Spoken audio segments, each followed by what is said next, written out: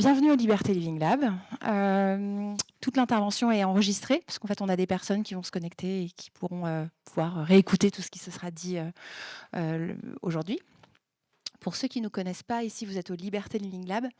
Le Liberté Living Lab, c'est un tiers-lieu d'innovation à impact, dans lequel on a plusieurs types d'activités, à la fois un accélérateur de start-up tech, deep tech à impact. Donc, j'en vois une ou deux là dans le coin qui s'intéressent évidemment au sujet qui nous occupe aujourd'hui.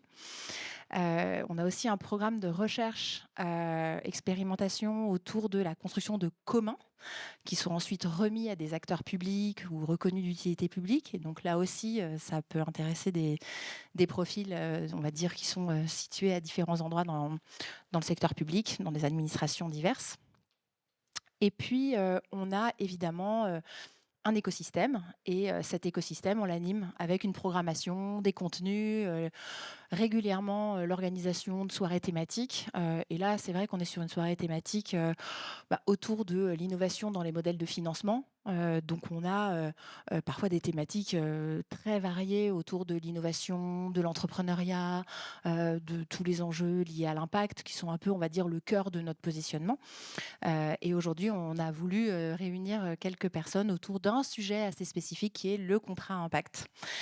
Je vais faire venir là dans une minute les personnes en fait qui sont là aujourd'hui, mais je vais les faire venir juste en expliquant très rapidement de quoi on parle quand on parle de contrat impact, et surtout qui sont les personnes et qui sont mobilisées en fait, parce qu'on se rend compte que il y a tout un écosystème d'acteurs. Et finalement, quand je vous dis qu'au LLL, on a des startups, des chercheurs, des équipes de services publics, des industriels, on a tout un écosystème multi-acteurs chez nous. Mais finalement, dans le contrat impact, on a aussi tout un écosystème multi-acteurs.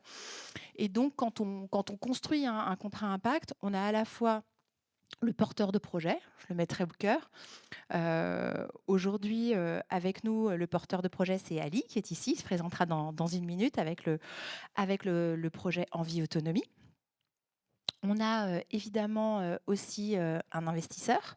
Donc là, c'est Citizen 6. Et je donnerai la parole à Marion quand elle viendra se présenter tout à l'heure. On a aussi évidemment l'État. L'État, alors dans le cas présent, c'est la DGEFP qui est représentée et qui finalement joue le rôle du tiers payeur, qui paye finalement en fonction des objectifs d'impact atteints. Et donc je laisserai aussi se présenter dans un instant. Et puis, on a la DG Trésor qui soutient et appuie tout le dispositif. Et là, c'est Gaëlle qui est ici présente aussi. Alors évidemment, il y a deux autres acteurs qui ne sont pas forcément présents ce soir, mais qui sont importants dans le dispositif. L'évaluateur, qui va être garant de l'intégrité de la façon dont on évalue l'impact. Et puis, le structurateur, qui va modéliser et organiser la structuration financière et le suivi juridique. Ces deux acteurs-là ne sont pas représentés sur scène aujourd'hui, mais font partie de l'écosystème des acteurs qui organisent et qui structurent le contrat impact. Il faut savoir aussi qu'il y a eu une vague 1 qui a déjà mobilisé un certain nombre de contrats impact. Et puis, à l'issue de cette vague 1, il y a eu un retour d'expérience, des analyses et une vague 2. Et on va se parler ce soir de la vague 2 et de la façon dont elle se déploie. Donc, je vous propose de me rejoindre sur scène. Je vais éteindre le petit schéma parce qu'il n'y a pas forcément besoin d'avoir tout ça sous les yeux. Voilà, allez-y.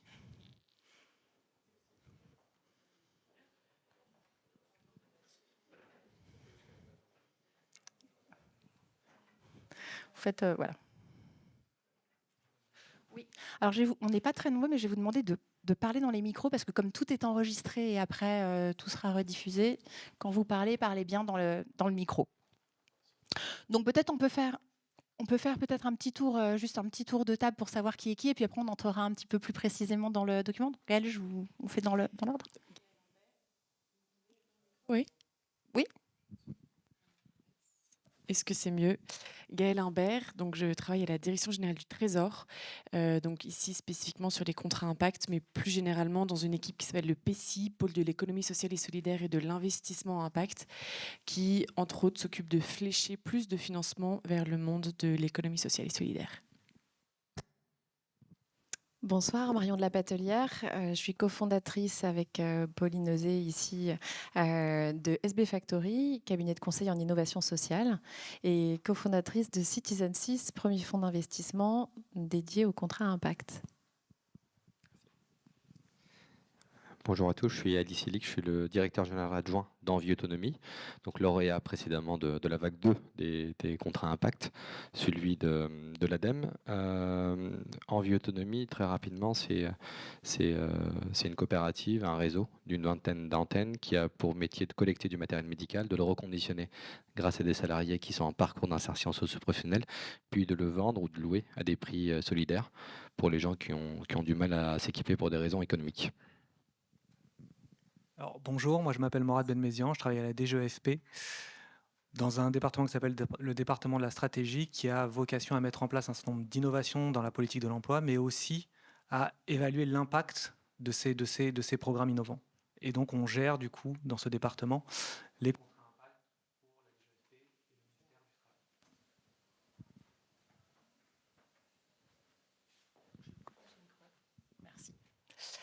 Je vais peut-être commencer avec Gaëlle, peut-être pour donner un peu un tour d'horizon, puisqu'effectivement, il y a eu 2 vagues de contrats impact, et peut-être nous faire un peu un retour d'expérience et de ce dont on parle en fait aujourd'hui quand on parle du nouveau contrat impact, du contrat 2. Peut-être aussi, j'imagine que vous avez essayé peut-être de l'améliorer, de le modifier, de peut-être, voilà, ça nous intéresse de comprendre en fait ce qui change, et quels sont les fondamentaux qui persistent et quelles sont peut-être les nouveautés de ce contrat. Vaste question, effectivement. Le bilan des contrats impact. En fait, il y a donc 3 grandes administrations qui se sont intéressées, qui se sont saisies des contrats impact. La DGEFP, que Morad représente, dans le domaine de l'emploi. L'ADEME, dans le domaine de la transition écologique, économie circulaire, dont a fait partie le contrat Envie Autonomie. Et Bercy, qui avait une plus petite enveloppe sur les sujets d'inégalité, de réduction des inégalités. Ça, c'était pour la deuxième vague. La grande différence entre la première vague et la deuxième vague porte, à mon avis, sur la question de l'évaluation. L'administration a fait un très gros effort pour faire en sorte que cette évaluation soit de plus en plus rigoureuse, en s'appuyant entre autres sur des bases de données, des bases de données administratives, pour avoir un suivi statistique plus précis, plus rigoureux, plus long dans le temps, avec un suivi longitudinal des bénéficiaires, de façon à ce que la mesure d'impact ne repose pas uniquement sur des questionnaires et des retours qualitatifs des opérateurs. Donc je dirais que c'est un des premiers éléments de différenciation. Et le deuxième, c'est que finalement, on est toujours dans ce paradoxe avec le contrat impact où on cherche à la fois à être au plus près des besoins de l'opérateur et donc d'être dans une logique de sur-mesure, et en même temps, le plus possible d'être dans de la standardisation, puisqu'en fait, mettre en place un contrat impact, ça prend beaucoup de temps. Ça a pris presque 2 ans en moyenne par le passé. On essaie que ce soit plus court aujourd'hui. Donc il y a tout un effort on a parlé de massification avec certains un peu plus tôt. C'est un terme qui a été repris par le rapport Cazenave, qui a été publié il y a presque un peu plus d'1 an maintenant. Sans parler de massification, on parle au moins de standardisation avec une documentation qui est la plus standard possible, un équilibre risque-rentabilité aussi qui est de plus en plus standard. Je ne sais pas dans quelle mesure je peux être plus détaillée ou pas, je ne voudrais pas non plus trop parler. On y reviendra peut-être après. Peut-être vraiment au cœur du dispositif, il y a évidemment le porteur de projet, ce que vous appelez l'opérateur. Je vais peut-être laisser la parole à Ali. Moi, ce qui m'intéresse, parce que dans la salle, il y a quelques startups et puis qui nous écoutent aussi, on a pas mal de startups, on est dans un écosystème avec des startups et des associations d'ailleurs qui ont des projets qui pourraient être éligibles en fait au contrat impact. Donc moi, ce qui m'intéresse, c'est un peu votre vécu terrain entre le moment où vous avez mis le pied dedans et puis le moment où, on va dire, l'argent est arrivé, parce que c'est de ça dont on parle quand même à la fin. Concrètement, il s'est passé quoi? Vous en retenez quoi? C'est quoi, on va dire, pour vous, les principaux enseignements de cette expérience? parce qu'on le sait tous, il y a un écosystème de l'innovation sur même les sujets à impact. Il y a aussi des investisseurs à impact, sans passer par un contrat impact. Il y a des appels à projets, il y a des AMI, il y a des subventions. Enfin, il y a déjà quand même tout un écosystème de solutions. Et moi, ça m'intéresse de bien comprendre, vous, en tant qu'utilisateur finalement final de cette solution, qu'est-ce que vous en retenez? Quels sont peut-être les garde-fous, les points d'attention? Enfin voilà, c'est vraiment ça, parce que je pense qu'on a vraiment envie d'être très concret. Et si demain quelqu'un dans la salle a envie de se saisir de cet outil, ben finalement, qu'est-ce qu'il faut qu'il ait en tête par rapport à votre retour d'expérience à vous? La première chose, je dirais, c'est passer du temps. Donc ça, c'est important. C'est si jamais on s'engage dans un projet de contrat impact, il faut accepter que ça puisse prendre du temps. Et a fortiori, si on n'est pas tout à fait programmé pour lever des fonds via le contrat impact. Ce que je veux dire par là, c'est que ce qu'on a constaté, d'abord le premier élément, il est philosophique, c'est qu'il faut accepter d'avoir dans sa gouvernance, dans son pilotage stratégique, l'ensemble des parties prenantes d'un contrat impact, entre autres les investisseurs, dont l'intérêt est quand même la capacité de l'opérateur à être durable dans son modèle. Pas uniquement durant la mesure d'impact, mais il faut qu'on soit durable. Donc ça, c'est la première approche philosophique. Donc il faut accepter d'avoir une gouvernance que moi j'appelle partagée, qui est parfois directive. Donc c'est des discussions qui sont là. Le deuxième élément, c'est de se sentir capable au sens où notre activité doit être mesurable. Et j'avais pas des éléments de comparaison avec la première vague. Et nous, on s'est tout de suite engagé, même avant qu'il y ait le contrat impact. Nous, on l'a découvert par l'intermédiaire du Haut Commissariat à l'ESS à l'époque, et qui nous avait guidés sur ça. Donc, on avait pris le temps. On s'est dit, il faut qu'on se prépare au contrat impact de l'ADEME. Donc, on avait commencé à mesurer les impacts socio-économiques de notre activité, donc plutôt les économies que pourrait réaliser l'assurance maladie avec de la vente de matériel médical reconditionné, tout en restant sur la qualité et la satisfaction de l'usager qui a amené à utiliser un fauteuil roulant manuel, par exemple. Donc on s'est très vite engagé dans la mesure de l'impact. Et ça nous a permis de dire très vite en fait, aux parties prenantes, aux structurateurs, à l'évaluateur, qu'on avait tout un procédé qui nous permettait d'aboutir à une mesure de l'impact. Cette mesure de l'impact, ensuite on la monétise, enfin c'est un peu technique, je suis désolé de le dire, mais on l'a monétisé. Et c'est avéré qu'en fait, on a réussi à réunir les intérêts communs. Pour le coup, pas toujours communs, mais on a réussi à rapprocher les intérêts de la part des investisseurs, de la part de l'État et de la part d'Envie Autonomie, parce qu'on avait aussi des intérêts dans ce contrat impact pour que ça soit à la fois ambitieux, mais aussi atteignable. Et donc, je pense que c'est le premier constat que je fais. Et le contrat impact, ça structure beaucoup en fait notre organisation. On est en train de déployer par exemple un système d'information qui va mesurer l'impact durant 7 ans. Et on s'était jamais engagé dans quelque chose comme ça. Donc on a un système d'information qu'on est en train de déployer, qui nous coûte un bras d'ailleurs. Et on l'a heureusement mis dans le contrat impact, dans le financement. Mais c'est assez structurant comme chose. Merci. Vous, votre tiers payeur, c'était l'ADEME. Oui. Donc, à côté, Morad, vous êtes à la DGEFP. Vous avez vu passer, donc vous avez accompagné, en tout cas dans votre service, un certain nombre de projets de ce type et de contrats à impact, avec le soutien et l'aide aussi de la DG Trésor.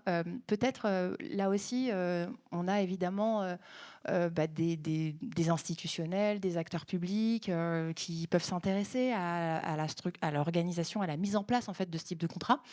Si on se place vu finalement du tiers payeur, concrètement, là aussi, votre regard à vous dans ce type de mode de fonctionnement par rapport à d'autres leviers que vous avez aussi aujourd'hui pour accélérer l'innovation ou même l'accompagnement de start-up, d'associations ou d'autres acteurs. Ça nous intéresse d'avoir votre retour d'expérience à vous, côté tiers payeur. Alors c'est vrai que pour nous, on est rentré dès la première vague dans les contrats impact. Le ministère du Travail a une longue culture d'expérimentation et d'innovation. C'est vrai que pour nous, notre approche est plutôt de se dire sur de nouvelles problématiques qui commencent à émerger, sur lesquelles on n'a pas encore d'outils, on n'a pas encore de programmes déjà stabilisés, qui ont touché un très grand nombre, d'essayer des choses. Alors, jusqu'au contrat impact, on passait surtout par un mode de subvention, d'appel à projet, d'AMI un peu classique, hein, sur lesquels il n'était pas toujours évident de mesurer les impacts.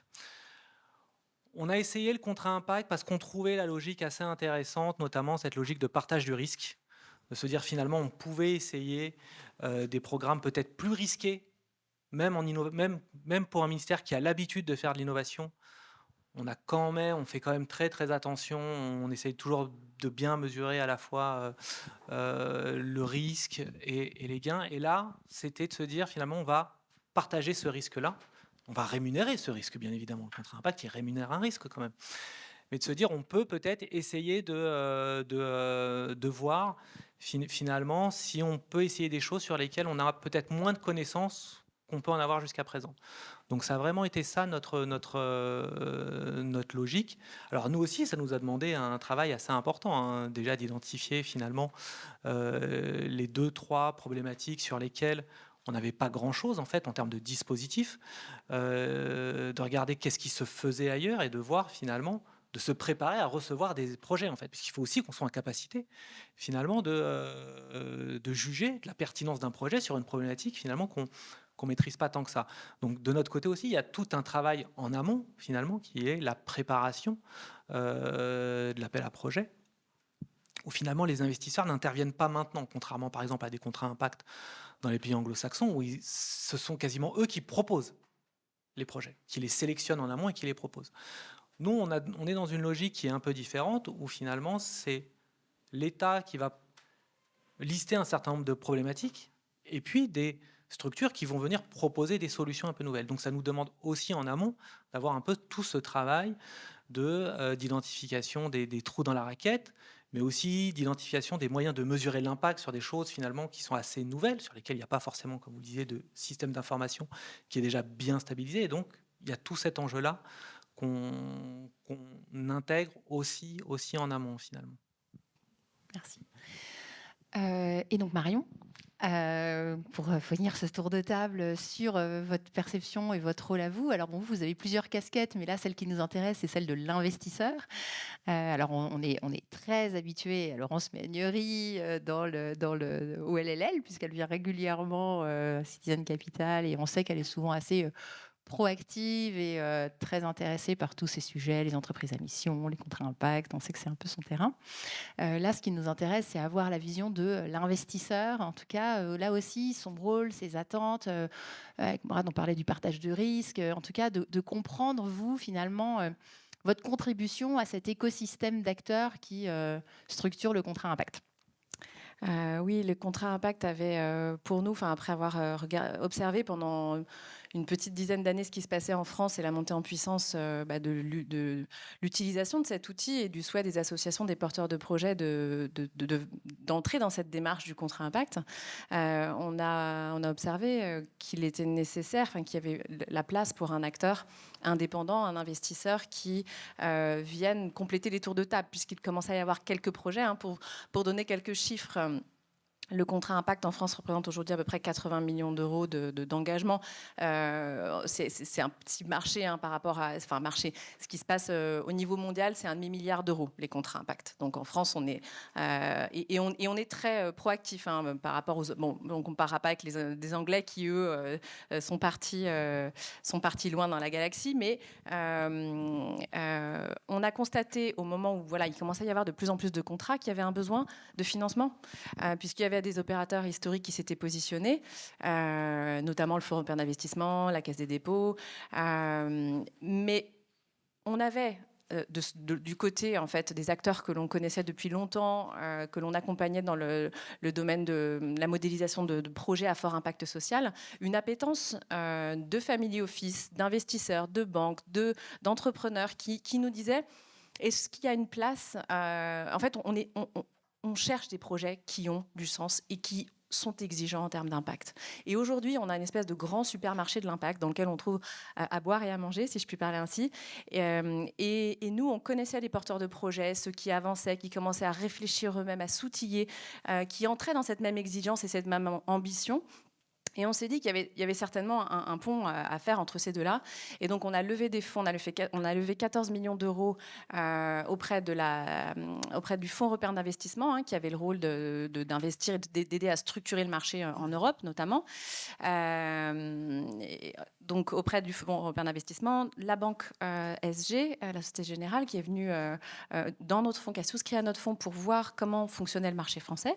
On a aussi des fondations, la fondation Nexity, la fondation Indo-Suez sous l'égide de la Fondation de France et la fondation Sycomore qui ont souscrit à notre fonds, et des investisseurs privés, des personnes qui ont fait fortune dans le domaine de l'entrepreneuriat et qui aujourd'hui ont un portefeuille d'actions dans le domaine de la philanthropie et ont eu le souhait de compléter la gamme d'outils qu'ils utilisent aussi dans le domaine de l'impact pour aller un peu plus loin, parce que vous l'aurez compris, le petit schéma a disparu, mais on est quand même sur un outil assez complexe qui rassemble, je crois que tout le monde l'a dit, des parties prenantes assez nombreuses.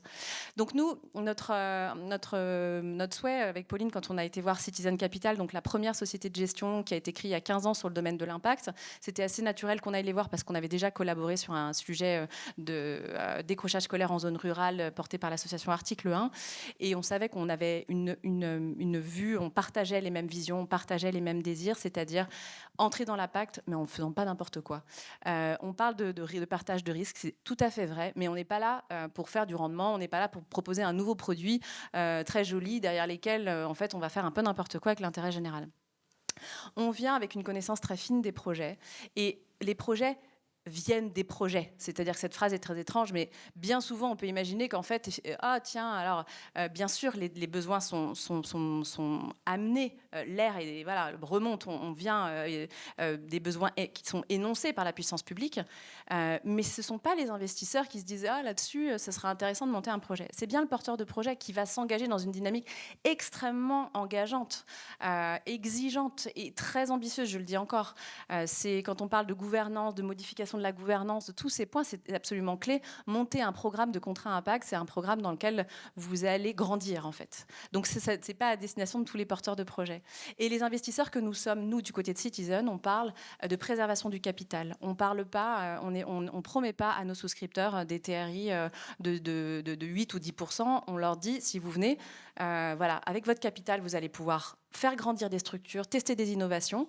Si ça marche, tant mieux, vous récupérez votre capital, peut-être même vous allez pouvoir le réinvestir, mais en fait, ils ne sortent avec rien d'autre, entre guillemets, que leur capital, et ça sera déjà signe qu'on aura pu tester et pousser ces innovations, ce qui est pour nous le principal succès.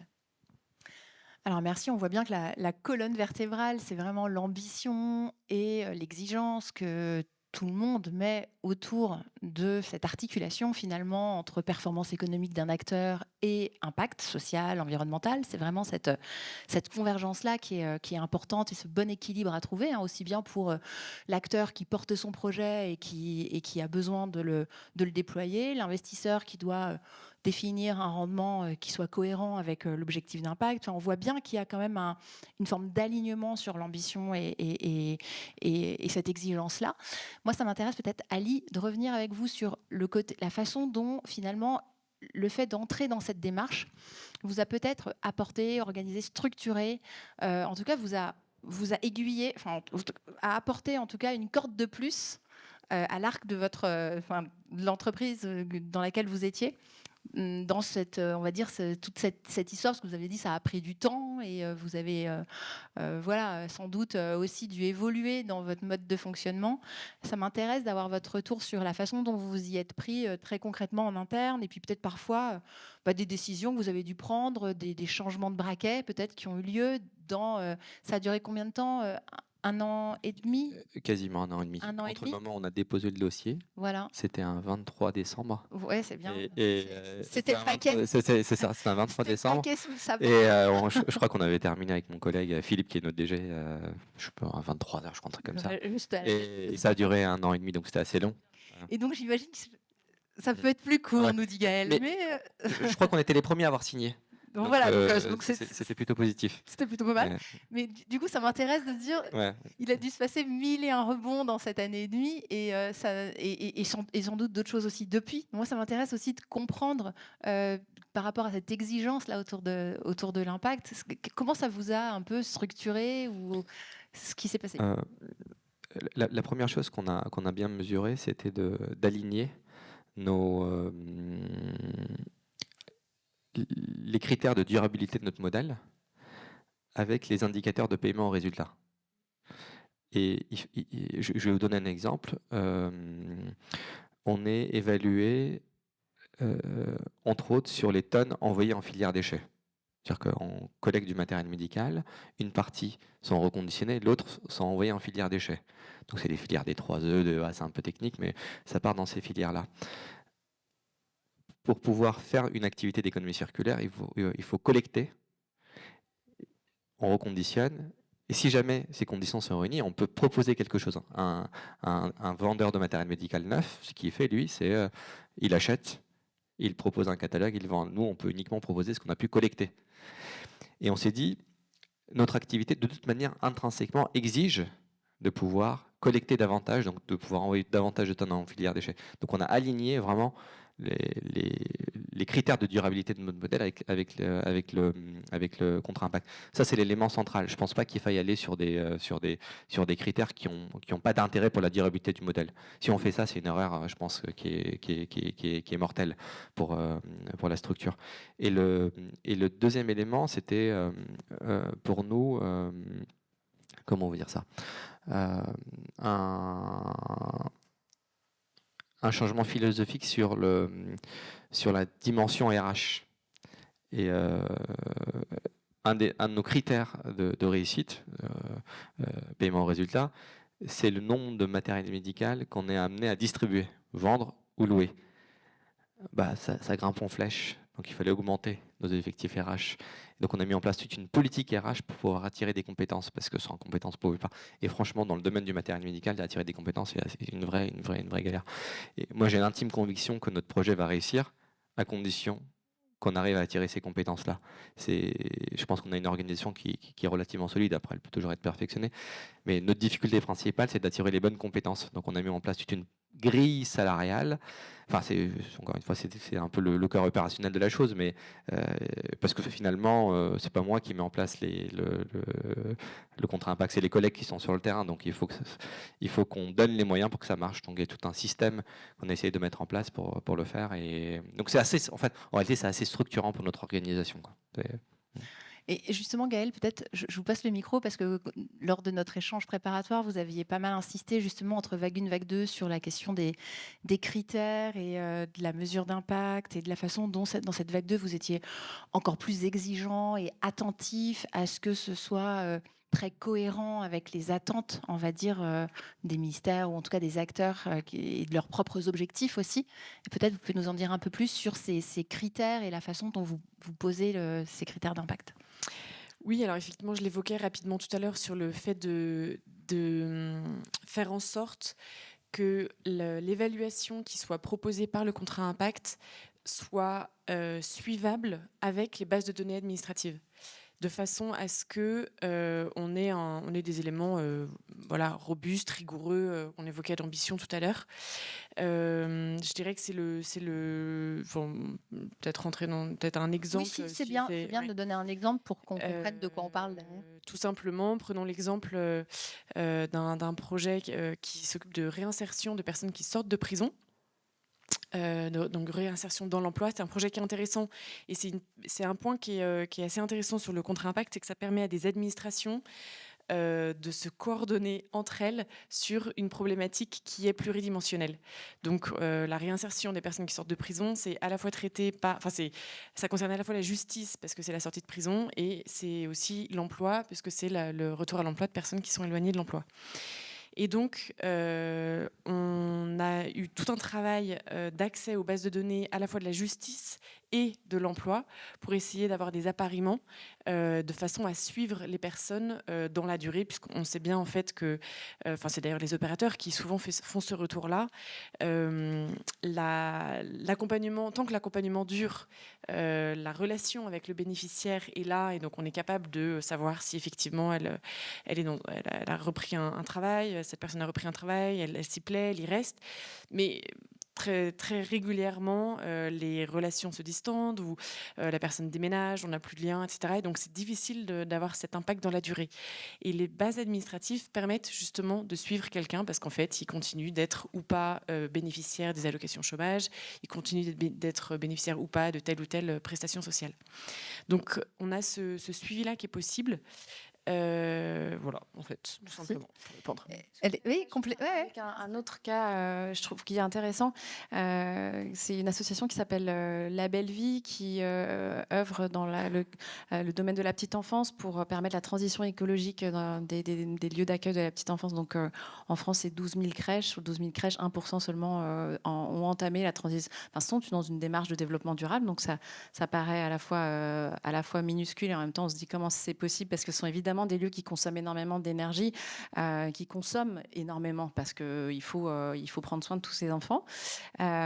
Et on a des indicateurs qui sont, donc c'est un contrat qui est également dans la vague de l'ADEME, et donc des indicateurs qui touchent directement à la baisse de la consommation d'énergie, donc d'eau et d'électricité.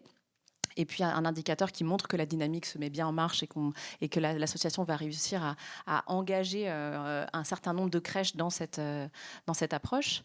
Mais pas seulement, en fait. On a des indicateurs qualitatifs très intéressants qui sont au cœur en fait, du dispositif du porteur de projet, qui lui travaille avec les agences de santé, qui travaille avec tout un tas d'administrations, qui ne sont pas partie prenante directe du contrat, mais qui sont les parties prenantes naturelles et qui sont dans l'écosystème du porteur de projet. Et donc, ils vont être également dans le comité de pilotage et ils vont suivre. Et qu'est-ce qu'ils vont suivre ? Ils vont suivre le taux d'absentéisme des professionnels de santé. Vous avez certainement entendu parler de ce qui se passe dans les crèches, le rapport de l'IGAS, tout ça. Et bien, en fait, c'est plutôt pas mal de se dire que ces acteurs-là, en fait, vont aller dans cette dynamique de co-construction. Le contrat impact, c'est quelque chose d'hyper concret pour voir ce que c'est que la co-construction.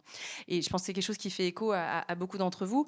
Allez voir la diminution du taux d'absentéisme chez les professionnels et chez les enfants.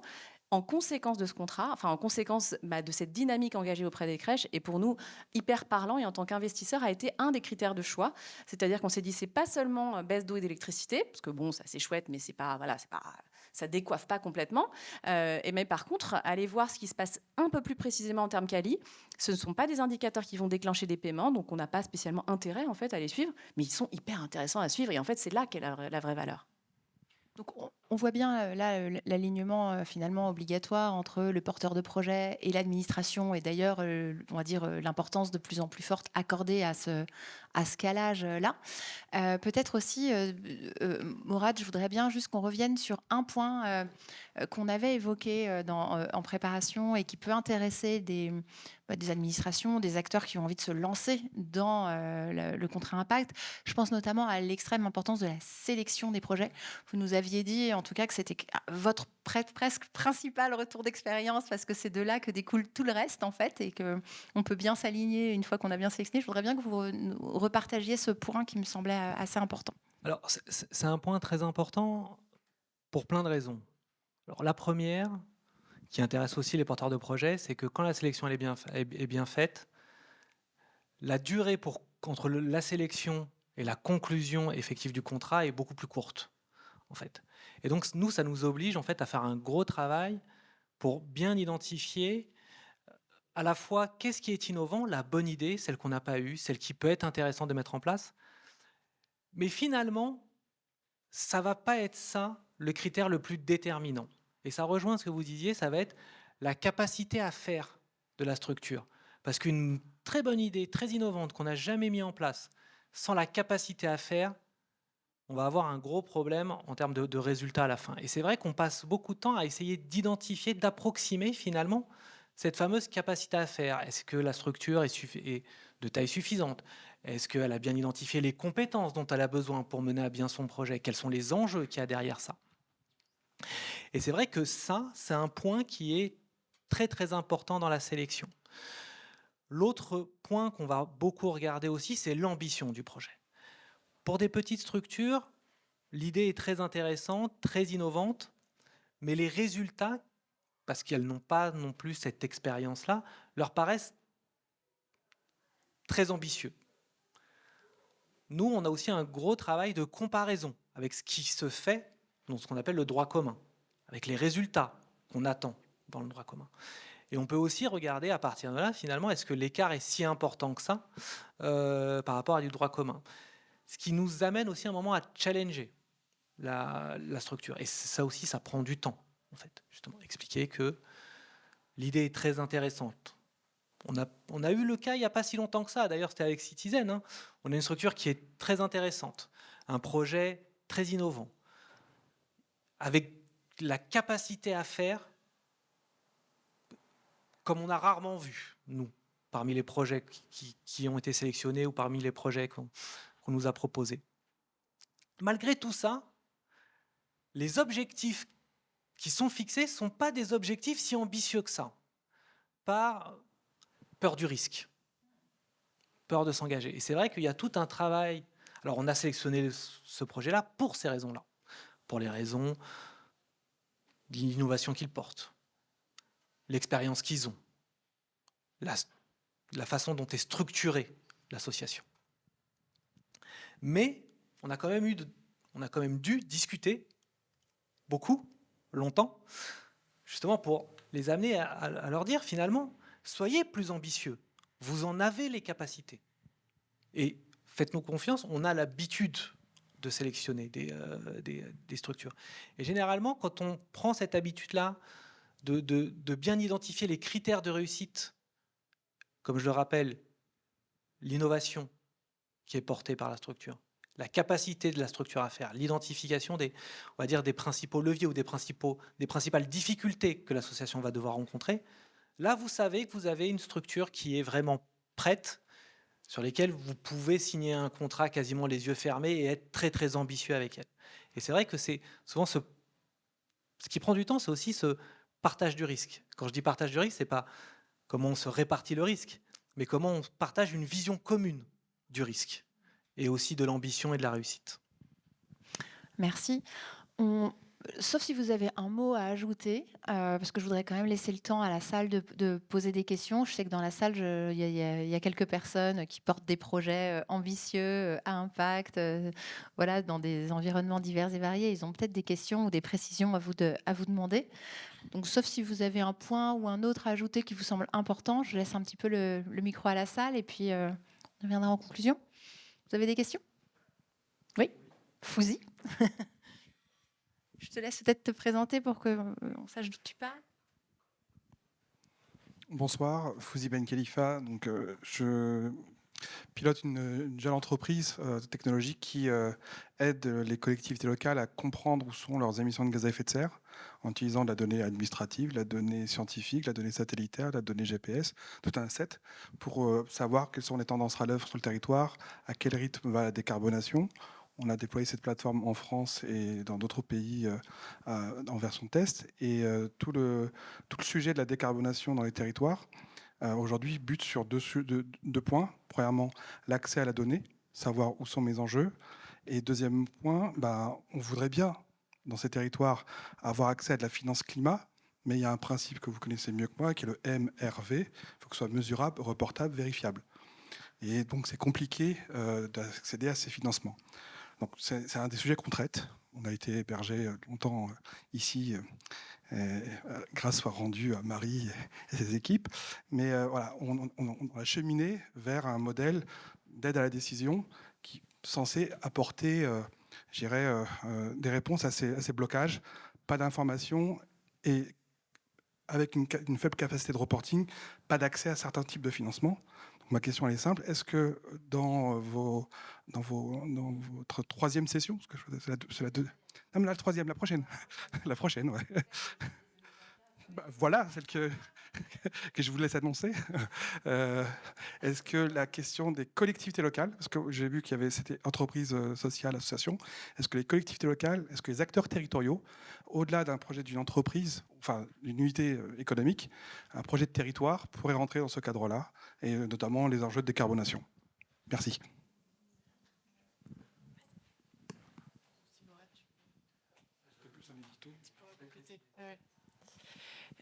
C'est une très bonne question. Effectivement, jusqu'à présent, en très très grande majorité, les contrats impact ont été portés par des administrations centrales, donc des budgets décidés annuellement au Parlement, portés par des directions. Il y a une exception qui est un des premiers contrats d'ailleurs qui a été porté par la Fondation des apprentis d'Auteuil, les apprentis d'Auteuil, qui a eu 2 projets avec 2 collectivités, département de Loire-Atlantique et département de la Gironde, donc sur des budgets régionaux. Oui, c'est ça, des budgets régionaux. Donc, c'est possible. C'est du coup ce qu'on appelle dans notre jargon, ce qu'on appelle des CI spontanés, des contrats à impact spontanés qui rentrent pas dans le cadre d'un AMI avec un budget sur une période particulière. C'est un porteur de projet qui, en étant très bien connecté à son écosystème local et en particulier administratif, convainc un élu de s'intéresser au projet. Donc il y a d'autres projets qui sont en discussion aujourd'hui, qui avancent. Mais donc c'est une possibilité. Je ne sais pas si ça répond à votre question ou si... Morad... ok. Alors, sur l'autre partie de votre question, en fait, la plus grosse difficulté, c'est d'identifier quel impact a l'action et comment on la mesure. Sur l'accès à la donnée, nous, on l'a vu avec Gaël, sur cette deuxième génération de contrats impact, on a fait en sorte que les porteurs de projets, alors pas les porteurs directement, mais les tiers évaluateurs, via l'État, puissent accéder à de la donnée. Comme disait Gaël, on a fait tout un travail autour de l'accès aux bases de données administratives, au traitement de ces dernières par l'administration pour permettre de suivre l'impact des contrats qui sont sélectionnés. Mais ça demande au préalable d'identifier sur quoi va porter l'impact, quel est l'impact qu'il y a derrière. Si je reprends votre exemple, vous développez un outil d'aide à la décision, c'est bien ça, j'ai bien compris, peut-être que je n'ai pas compris, mais...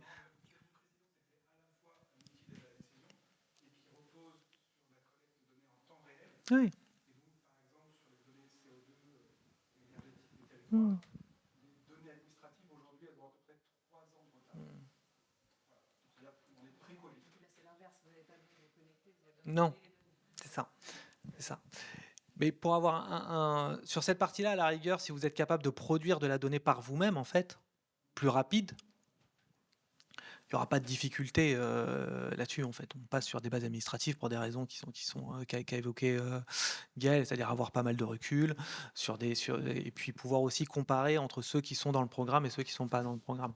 Après, il y a toute la question de la mesure de l'impact. C'est quoi votre indicateur d'impact? Sur quoi vous jouez? Sur quoi vous intervenez? Qu'est-ce que ça améliore? En fait, qu'est-ce qui fait que sans votre programme, vous avez un résultat qui est moins bon? Comment? Je réfléchis en même temps sur comment ça se mesure. Du coup, parce que derrière, on tombe là-dessus. Vous avez vous-même évoqué votre principale limite.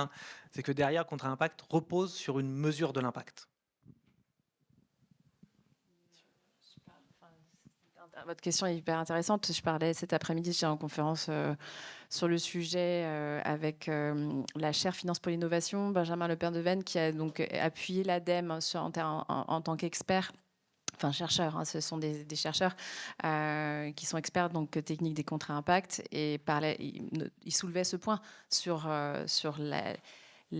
comment on valorise effectivement le CO2 qui n'est pas émis quand on va faire des bons choix de politique publique, sur évidemment tout un tas de sujets comme ça. Il y a un autre contrat qui s'appelle Léo Lagrange, donc c'est un contrat qui permet qui est porté par une association d'éducation populaire, et donc qui va entraîner en fait la sensibilisation et la formation des jeunes dans les écoles à des défis qui aident quand ils rentrent chez eux, ils vont embarquer papa et maman pour baisser peut-être de 2 degrés de chauffage, enfin voilà.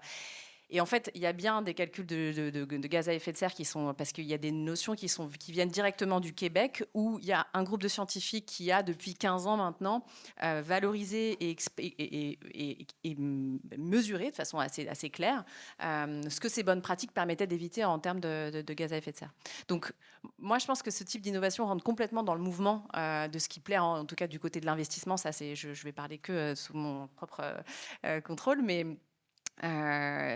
clairement, ça pourrait rentrer dans les prochaines vagues de contrats impact, en tout cas de ce côté-là, du côté de l'innovation que vous amenez à partir du moment où vous pouvez dire clairement ce que vous allez mesurer.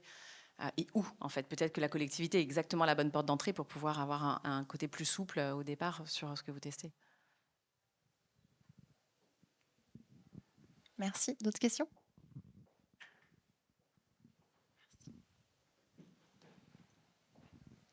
Bonjour, merci beaucoup. Juste sur Léo Lagrange, par exemple, qu'est-ce qui se passe une fois que le contrat impact est terminé, les objectifs sont atteints, les investisseurs sont payés, mais l'action, est-ce qu'elle continue et comment on s'assure qu'elle continue et avec quel modèle économique? Parce que je vois très bien, donc là, les écoles accueillent les ateliers gratuitement, mais au bout du contrat, les ateliers vont devenir payants. Donc comment on gère ça? Voilà. Ça, c'est ma question favorite. Pardon, tout à fait. Moi, je suis Emmanuel Bourset, je suis cofondateur de D'un seul geste. Nous, on utilise la réalité virtuelle pour améliorer la formation au secourisme. Voilà. Vous voulez répondre peut-être?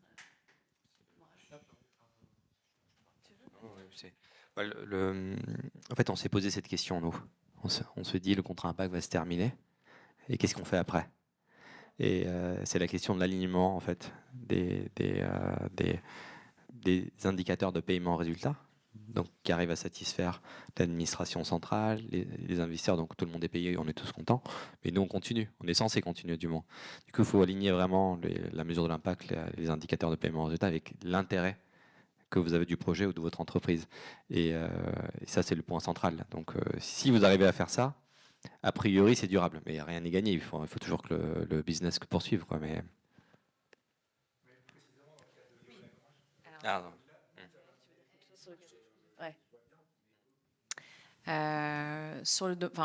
en fait, pardon, mais je suis obligée de faire un pas de recul sur cette réponse parce que on nous la pose sur tous les projets. Évidemment, la réponse qu'elle y fait est clé quand on a un modèle. Sur les sujets de la sensibilisation, de la pédagogie, qui sont des endroits dans lesquels, évidemment, apporter des financements de ce type est hyper utile parce qu'on est à la croisée des chemins et que, évidemment, il faut des fonds pour financer ce type de projet. Nous, on n'ose pas croire qu'une fois qu'on a mis tout ça en place, toute cette dynamique, tout ça s'arrête du jour au lendemain. Et la recherche nous prouve que, parce qu'il y a beaucoup de recherches, et notamment nous avons financé de la recherche pendant 5 ans pour connaître l'impact des contrats sur les politiques publiques, donc pas en France parce qu'il n'y a pas eu suffisamment de contrats qui ont été terminés pour lesquels on a pu mesurer de l'impact, mais au niveau international, les contrats n'ont pas forcément été repris en tant que tels par la puissance publique, c'est-à-dire qu'elle n'a pas dit oh, formidable, vous savez quoi, directement, voilà 18 millions, 20 millions pour continuer votre action pendant les 4 prochaines années. Non, c'était pas aussi clair que ça, mais tout ce qui a été créé comme valeur en termes d'impact, de mesures, d'engagement des parties prenantes a servi à lever des fonds assez naturellement pour continuer ce cercle très vertueux en fait de financement de programmes. Donc je dirais plutôt que c'est un accélérateur, c'est à la fois une manière de tester des innovations et de pousser ce champ-là. Il s'avère que sur Léo Lagrange, très précisément, les Québécois ont réfléchi à un modèle de valorisation de marché du carbone, donc qui est critiquable pour tout un tas de raisons que l'on connaît. Mais aujourd'hui, il y a un modèle qui est quand même de réfléchir à ce que les entreprises qui ont des actions, qui ont besoin de s'engager sur les territoires en termes de RSE, puissent financer en fait ces actions en disant, voilà, moi je soutiens ce type d'action dans les écoles. Donc il y aura un lien direct entre le financement potentiel des entreprises et l'action que pourraient avoir les enfants, que les programmes seraient financés par ce biais-là en fait, sur les territoires. Et peut-être une partie c'est une partie de la réponse, mais malheureusement, même en tant qu'administration, on ne sait pas ce qui va se passer après le CI. On essaie de l'anticiper dès le début, en particulier en intégrant toutes les administrations concernées par le projet dans les comités de pilotage, de façon à anticiper dès le début ce qui se passera après. Est-ce que l'initiative, la méthode est pertinente, auquel cas l'administration peut la récupérer à son compte, typiquement dans le domaine de l'emploi, en ayant des méthodes qui soient intégrées dans les propositions de Pôle emploi, par exemple, ou voilà, essayer de réfléchir dès le début à ce qui se passera après. On n'a pas de réponse générique, c'est vraiment cas par cas. Merci. Il y a d'autres questions dans la salle? Merci beaucoup. Je m'appelle Fatane Hamza, je travaille pour une association qui s'appelle Génération, on fait de l'insertion d'emploi de demandeurs d'emploi de longue durée. Et je voulais savoir, à votre avis, à quel stade de développement est-ce qu'on devrait s'intéresser au CIS? Quel est le bon moment en fait pour y aller, de toutes les expériences que vous avez eues? Tu veux répondre? Ouais, il faut avoir, pour nous, il faut avoir une taille. Morad en parlait tout à l'heure. Il faut avoir des épaules pour rentrer dans un contrat impact. Du côté de l'investissement, c'est au minimum 1 million d'euros de fonctionnement, enfin de budget. Il faut avoir un peu de recul. On avait accompagné une association qui était très dynamique, qui était innovante, qui avait porté un contrat, qui était labellisé. Et puis en fait, bon, ça s'est pas fait parce que trop jeune, voilà, plein d'énergie. Mais pour porter un contrat, il faut vraiment garder le cap. Donc, je dirais que c'est une question de... voilà, si vous montez un programme de contrat impact de 3 millions d'euros et que votre budget annuel est de 1 million, la question se posera de savoir déjà sur combien de temps et puis vraiment qu'est-ce que vous allez faire pour faire ce x3 ou peut-être que finalement vous allez dire bah non mais en fait on va rester à budget constant, mais vous pourrez pas avoir un contrat impact qui finance 100% de votre structure parce que là vous vous mettez vous complètement à risque pour le coup. Donc voilà, c'est un espèce d'équilibre et c'est un temps qui est quand même celui, je dirais moi, de la maturité et d'un certain seuil quand même en termes d'effectifs aussi. Il y a ça, une autre précision, moi des fois ça m'empêche de dormir, c'est changer d'échelle, c'est être certain de son besoin en fonds de roulement. Je ne sais pas comment vous fonctionnez sur le sujet, mais nous on va vite et on crame du cash vite. Donc il faut avoir un BFR solide. Donc si vous démarrez, c'est pas la bonne idée. Il faut être plutôt en phase de développement. Il faut faire un peu la preuve de concept, quoi. Oui, sur ces questions, en fait, nous, ce qu'on va regarder, alors c'est pas du tout forcément la taille financière, mais c'est aussi l'expérience, la capacité à s'intégrer dans un réseau, dans un tissu d'acteurs, puisqu'en fait, vous êtes sur une thématique où on voit que finalement, on ne peut pas traiter tout seul. En fait, il faut à un moment faire des partenariats avec d'autres structures parce qu'on ne peut pas régler tous les problèmes en fait, divers et variés que peuvent rencontrer des demandeurs d'emploi de longue durée. Donc nous, ça va être un élément qui va dans le sens de la maturité finalement, c'est-à-dire plus vous allez grossir, plus vous allez commencer à nouer des partenariats sur les différents territoires sur lesquels vous intervenez. Et ça, pour nous, ça va être des indicateurs de maturité. Ça va être des indicateurs de vous êtes prêt à aller plus loin, accompagner plus de personnes. On voit souvent les structures butent sur cette principale question qui est soit je n'ai pas assez de personnes pour faire ce que je propose de faire, soit j'ai pas des personnes qui ont les compétences nécessaires, ou alors je ne m'inscris pas dans un réseau suffisamment grand qui m'aide finalement à traiter toutes les problématiques que les personnes que je vais accompagner vont rencontrer. Pour les demandeurs d'emploi de longue durée, si on prend votre cas particulier, vous allez avoir des problèmes pour certains d'aide au logement, garde d'enfants, transport, formation. Alors je ne dis pas qu'ils auront tous les problèmes, mais ça veut dire que tous ces problèmes-là, à un moment, vous allez devoir les lever pour pouvoir les accompagner. Et donc, quand vous êtes sur une petite structure, vous accompagnez 5, 10 personnes, à la rigueur, vous pouvez faire ce travail-là, aller chercher vous-même chacune des solutions à chacun des problèmes rencontrés par chacune des personnes. Quand vous allez être sur des projets qui vont être beaucoup plus gros, vous ne pourrez plus faire ça. Il va falloir vous appuyer sur d'autres. Et donc c'est ça, nous, qu'on va regarder, votre capacité à vous appuyer sur d'autres. Est-ce que vous avez déjà des relations avec le conseil départemental sur la partie tout ce qui est mobilité, garde d'enfants, ce genre de choses? Est-ce que vous avez déjà des relations avec d'autres structures sur les territoires? C'est ça, nous, qui va être important, mais qui rejoint. On va essayer de mesurer la même chose, c'est-à-dire votre maturité, votre capacité à faire. On va le regarder différemment par rapport aux investisseurs.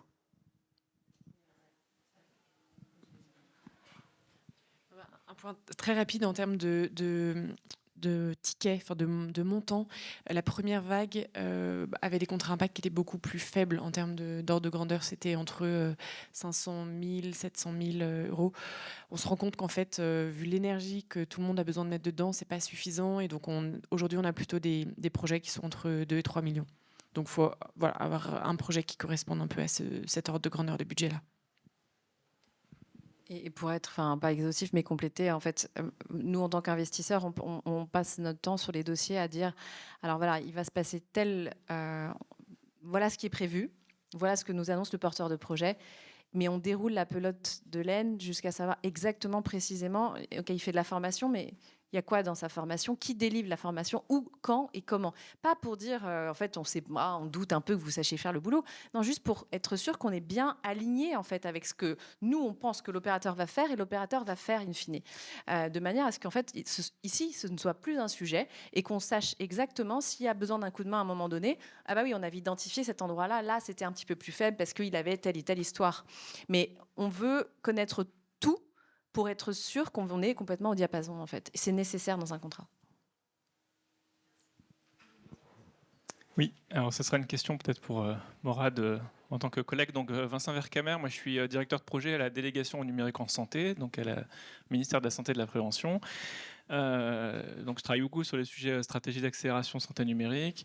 Là j'avais une question sur la phase un peu amont, l'expression du besoin et la définition de l'impact. Est-ce que c'est le tiers payeur qui l'initie et après il y a une rencontre avec un opérateur candidat qui va définir comment lui, il est capable de mesurer cet impact, et ensuite, à quel moment, éventuellement, l'investisseur il rentre dans le jeu.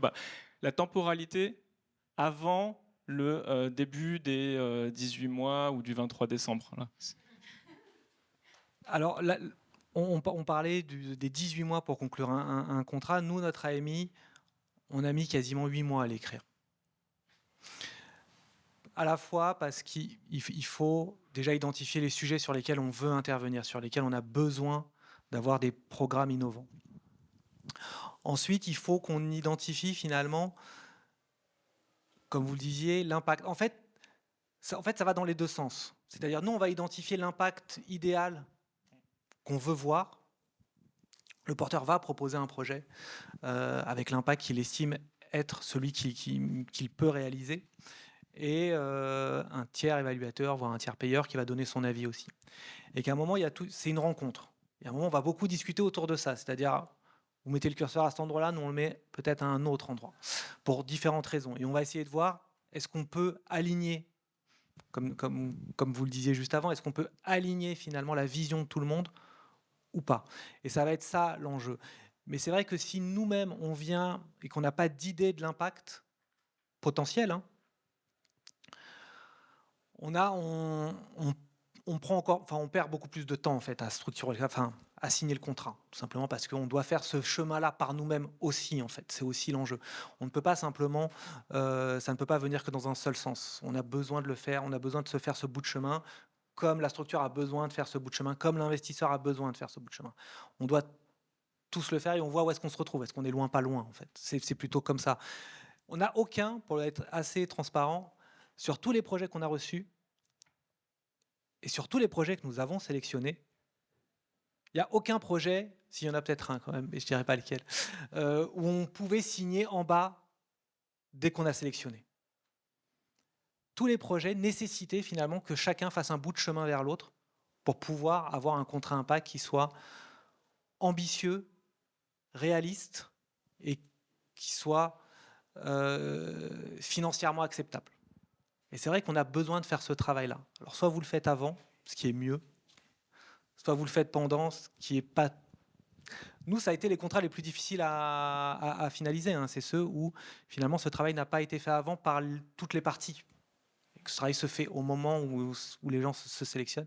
Et ça prend énormément de temps, c'est énormément d'énergie. C'est énormément de frustration aussi, pour tout le monde. Hein. L'État, les porteurs de projets et les financeurs privés. Et celui où vous pouviez presque signer là, en fait, vous avez mis combien de temps en vrai? Alors, ce qui a été le plus loin avec celui-là, alors ça n'a pas été de se mettre d'accord avec l'État, ça a été de se mettre d'accord avec les investisseurs, mais ça a été relativement vite. Après, c'est un projet spécifique. C'est un projet. C'est une idée de quand c'est super canon, hyper bien aligné. Du coup, finalement, ça met combien de temps? Pour s'aligner? En fait, pour le signer, le contrat. C'est-à-dire que là, moi, je suis hyper intéressée parce que vous dites, finalement, le porteur, il est méga aligné avec l'acteur public. Donc, il n'y a presque pas de fine-tuning à faire entre vous deux. Imaginons que dans cette situation, c'est-à-dire qu'ils ont super bien bossé en amont, ils arrivent avec un sujet qui est hyper aligné avec vos objectifs à vous d'impact sur le territoire, ça met combien de temps?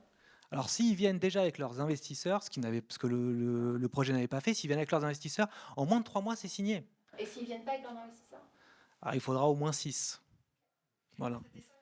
Alors après, c'est une structure qui est spécifique parce que c'est une structure qui avait déjà fait un contrat impact à l'étranger, avec oui, et dans un pays qui maîtrise la philosophie des contrats impact. Oui, il faut un risque dans un contrat impact pour l'investisseur. Donc peut-être que dans le projet, il n'y avait pas beaucoup de risques, donc les investisseurs ont dû se dire l'intérêt est limité. Donc, ouais. Ah oui, c'est l'inverse, d'accord, ok. Ouais. Ah, il y a trop de risques. D'accord. On sait. Heureusement, on l'a pas raté celui-là. On y est. On va finir par savoir lequel c'est. Donc il y a 8 mois de conception de l'AMI. Ensuite, il y a combien de mois d'ouverture et on part de combien de candidats jusqu'à arriver à un... Alors nous, sur notre AMI, comme on a passé beaucoup de temps à le construire, qu'on a bien serré à la fois les problématiques, mais aussi les types de projets qu'on voulait voir, en fait, on a été très vite dans la sélection. On a pris moins de 2 mois pour sélectionner les projets. Et 2 mois, quand je dis 2 mois, c'est parce que c'était l'été. On a eu on a eu une trentaine de candidatures seulement sur un AMI qui fait 23 millions d'euros. Parce qu'on n'avait pas de... je vais le dire, c'est très péjoratif ce que je vais dire, mais on n'avait pas de touristes, on n'avait pas de gens qui venaient pour voir. On n'avait que des gens qui savaient, qui rentraient dans le cadre, qui avaient une certaine capacité, parce qu'on avait passé tout ce temps à écrire l'AMI justement pour ceux qui savaient répondre à notre problématique se reconnaissaient tout de suite. C'est ça qui est bien avec les contrats impact, c'est qu'il ne peut pas y avoir de touristes. Parce que il code en 2 mois, mais c'est-à-dire c'est publié et en 2 mois il y avait 30 dossiers. Ou on leur laissait 2-3 mois pour... Non, on leur a laissé 2-3 mois pour... on leur a laissé 2-3 mois pour 2 mois pour répondre. À la fin, une fois que ça a été clôturé, la semaine qui a suivi, on a fait un comité de sélection, derrière la BDG Trésor, et c'est-à-dire la semaine qui a suivi, on avait déjà une présélection de dossiers. La semaine qui a suivi encore, on avait nos 9 dossiers et on est tombé d'accord très très vite. Vous aviez eu combien de dossiers ? 30 dossiers. 9. Et une fois qu'ils sont sélectionnés, là, il y a 12-18 mois on crée les indicateurs, Exactement. etc. Exactement. Et on trouve les financeurs, on back Exactement. les financeurs, les contrats. Exactement. Mais il n'y a pas de touristes.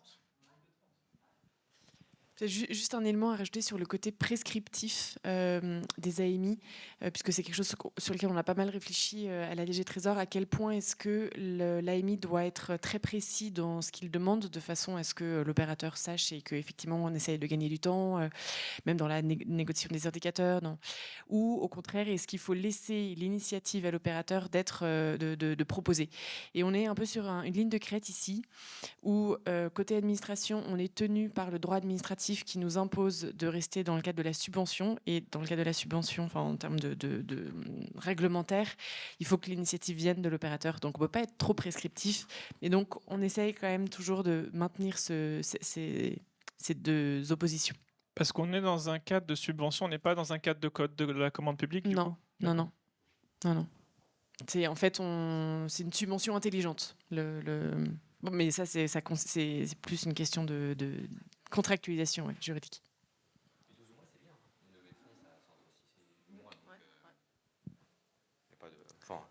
C'est 12 mois, c'est super. Hein. Oui. Et du coup, il y a un taux de subvention. Il y a un 50%, comme il y a pour les aides. Il n'y a pas de taux du coup de limite. Par exemple, pour les aides européennes, les subventions, c'est 50% max et 50% qui viennent fonds propres de la boîte. Il y a pas. Non, c'est complètement là. Vous bossez vraiment très dur pendant 1 an et votre copie pour arriver. Pas en touriste, surtout pas. On enlève les tongs et on sort une belle copie de contrat impact. Et après, c'est 100% du financement, 3,5 millions, 4 millions, voire 5. Allez, c'était jusqu'à 5,5. C'est le problème des régimes d'aide européens. Là, nous, on est surtout sur PIA 4. Et donc, donc là, il y a des limites européennes d'aide d'État qui sont pas là-dedans. Par contre, c'est ouvert à tous les pays. À tout candidat. Il n'y a pas besoin d'être une boîte française. Ça peut être une boîte qui a une antenne en France, mais... Je suis pas sûre. Les sujets de souveraineté, on va dire, En fait, ça ne se pose pas en ces termes. On est plutôt dans une logique ESS, donc très locale. Donc c'est souvent très français. Je n'ai pas d'exemple. Non. Oui, enfin, voilà, c'est ça. À part un cas où il y a des projets à l'étranger, mais ils créent une structure en France pour un marché français. Effectivement, c'est des fonds publics français destinés à des bénéficiaires français. Le Fonds européen d'investissement nous disait qu'on pouvait, c'était dans une logique aussi d'aller en Europe voir d'autres projets, mais c'est vrai que là on est vraiment très très local quand même. Et les critères, justement, je rebondis là-dessus, désolé, je monopolise la parole, mais les critères du coup de exportabilité, de scale-up qui vont dépasser les frontières, est-ce que ça rentre à un moment donné dans les discussions? Est-ce que c'est au moment où on cherche les investisseurs, ou est-ce que entre l'opérateur et le tiers payeur, ça apparaît, cette question du futur du contrat, et de est-ce qu'on va aller dans un autre pays faire la même chose? C'est pas un critère en soi de sélection pour une administration. Elle va définir sa priorité de politique publique, c'est ce qu'expliquait Morad au début.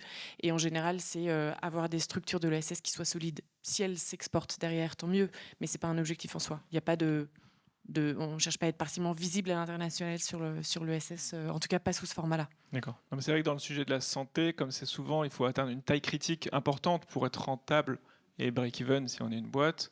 C'est souvent compliqué de rester à un niveau français, et on a besoin d'aller au niveau au moins européen pour, si c'est sur des sujets marquage CE médical, des choses comme ça. Mais là, je pense que ça rejoint la réponse que Kali a fait tout à l'heure, c'est-à-dire c'est la suite en fait. Le contrat impact vient, vous venez tester l'innovation, et puis après, du coup, comme vous avez prouvé votre modèle et vous pouvez y aller, au contraire, pour moi les deux s'additionnent. Merci. Il est un petit peu plus de 20h. On s'était dit qu'on tenait une grosse heure, on va dire ça comme ça. Je ne sais pas si vous avez d'autres questions, ou si on peut après poursuivre. Juste derrière, on a un petit cocktail à boire, à manger, si vous avez faim ou soif. Enfin, bref. Donc, si vous voulez bien, on poursuit un peu de l'autre côté, si vous voulez continuer à échanger. Et vraiment, un grand merci chaleureux pour les 4 sur scène. Merci beaucoup. Merci à vous 4.